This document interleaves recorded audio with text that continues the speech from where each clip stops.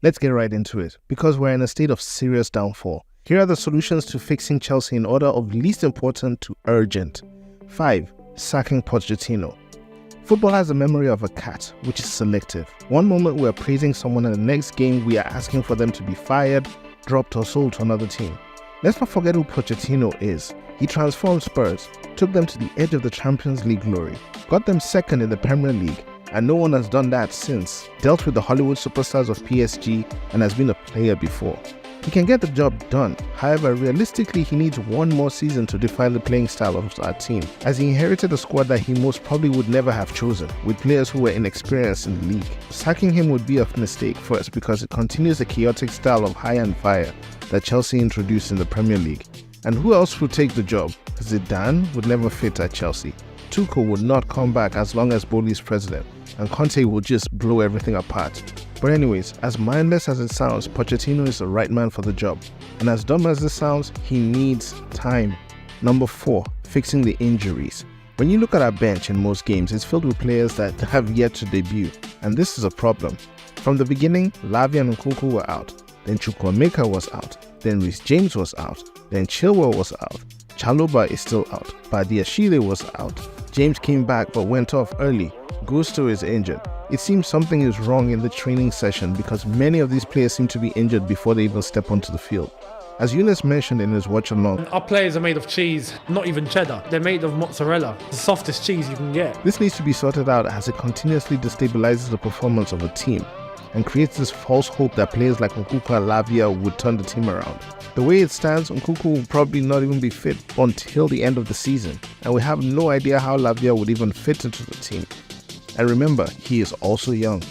Number 3, the transfer policy. Just look at the team that won the Champions League. A season later, only the defenders were left in the team. The phasing out was so drastic, leaving a wasteland to be filled. And to fill that up, we went to youngsters, locking them in multi-million-year contracts. Even looking at the management, the sporting directors, with no offense, do not even come from elite clubs, which only relegates the recruitment of the players. This can be seen with the current obsession with scouting 16-year-old Brazilians who have not even played a professional year of football. Chelsea is a wealthy club that did not generate its money organically. The reality is that Abramovich's deep pockets help promote the club to global status, and the new owners, to their credit, are actually showing that by dedication of pumping money into the club. However, money only solves money problems.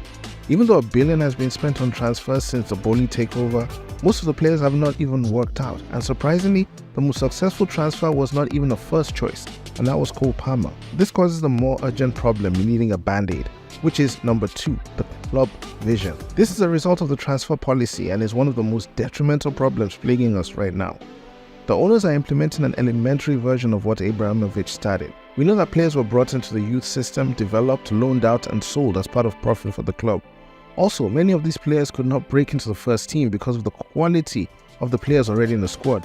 However, when special talent was seen, they would be an understudy of thriving players. Look at Reece James, who learned from Terry and Azpilicueta, Ryan Bertrand, who learned from Ashley Cole, Lukaku, who could have learned from Drogba but was impatient. Granted, every team needs to look at the future of the club, but what is more important is the now, as we live in the now and the games happen in the now. Most of us keep saying our players are spineless and gutless and play with no passion, but the truth is that's a bit harsh. There's no guidance from tenured players who understand the highest level of football. Looking at the field, we can only see Thiago Silva as a leader, and he's only a defender. There is no world-class leader in the midfield and in the attack, and this is why we can't perform well on the field. If I had a magic wand, I would at least have 2 world-class experienced players in each part of the field to keep up the morale of the team and be the link between the now and the future. My fear right now is that Cole Palmer will get worse because of the lack of quality around him. For him to stay at this level, we need to put on top of the list the number 1 issue, which is finding the right striker. Drogba and Costa are both looked at as the last defining players that got us over the line in competitions, and that's for a reason. If we look at the stats of Chelsea this season, you can see that the conceded goals and the goals scored are practically the same, and they're the difference between us lying 12th and 4th on the table. It's normal for a team to concede, but it's not normal for a team to not score, and Jackson and Broja are failing at getting the goals we need. Torres was misfiring at Chelsea, but he still had a great supporting cast that turned him into an assist player, and he's remembered for the goal against Barca. Kai Havertz, for all the waste he was at Chelsea, still got us that goal to get us our last Champions League trophy. To solve this issue, we need an elite striker like Osimhen. However, we are in danger of missing out on him because if we cannot get him this January, the summer will be more difficult, as we do not even have the lure of playing in Europe anymore. It will just take an obscene amount of money to put his signature to paper over teams like Newcastle, Spurs, or even Man United. This is just sad at the moment. Anyways, that's my order of things needing a fix right now. What do you think? As we don't have the capacity